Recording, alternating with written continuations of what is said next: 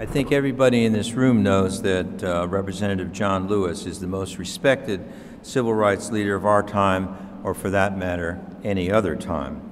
But what you may not know is he also has been a major figure in the anti-hunger movement. I might take you back a few years to the Highlander Center when you spent a week there with Peter Edelman from the Georgetown Law and Lynn Parker from the Food Research and Action Center.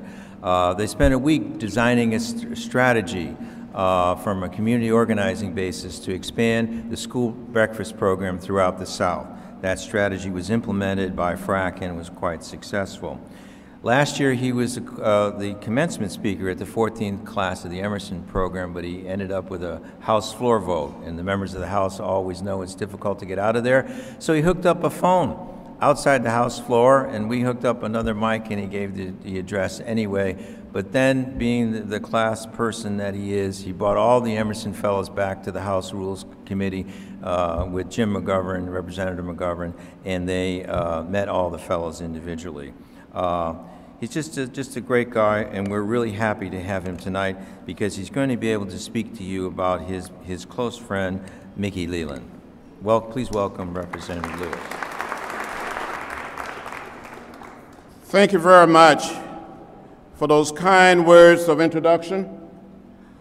I want to thank my friends and my beloved colleagues, the co-chair of the Congressional Hunger Center, Representative Joanne Emerson and Jim McGovern, for inviting me to speak tonight about the legacy of our late colleague, Mickey Leland.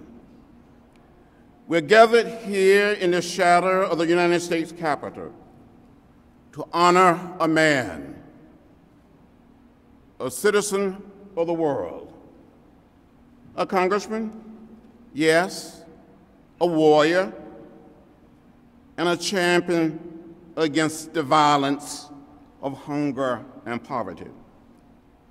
As a young instructor at Texas Southern University, Mickey Leland, this young professor, this young man, witnessed poverty when he engaged in door-to-door outreach in Houston neighborhoods near his home. As a young man, Mickey Leland met the face of hunger, and he didn't like it. He became maladjusted to the problems and the conditions in his community, and he decided to put aside the comfort of his own life and get involved in the circumstances of others.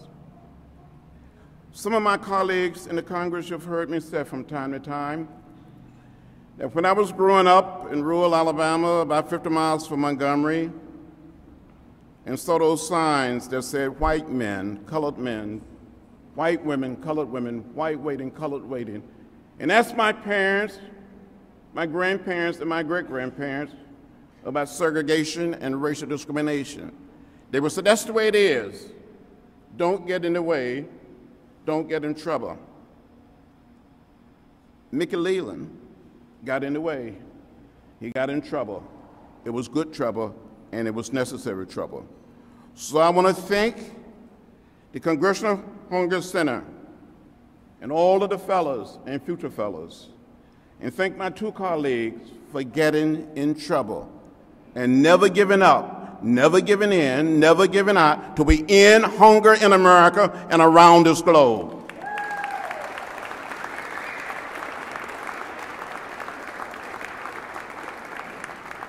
When he was elected to Congress to represent that same district, he never forgot what he saw. Just one man, just one human being, used his power to speak up and speak out against the persistence of hunger in America and around the world. And his words reign more true today than ever before. He said, I cannot get used to hunger and desperate poverty in our plentiful land. There's no reason for it. There's no excuse for it. And it's time that we as a nation put an end to it. My friends, the legacy of Mickey Leland still lives, and he's still speaking to us tonight. He is saying, together, we must find a way to get in the way to end hunger in our land and in the desperate cities and countrysides around the world. In paying tribute to Mickey Leland, we cannot forget his partner in this work, Bill Emerson. I remember traveling to Somalia with Bill. We saw little babies and starving children. They were just skin and bones, dying in the arms of their mothers. Mickey Leland and Bill Emerson and many of you here helped expose the world to the senseless loss of human life. Martin Luther King Jr. once said, and I know Mickey Leland would agree, there's nothing new about hunger, about poverty. What is new is that we not have the techniques, we have the resources to get rid of hunger and poverty.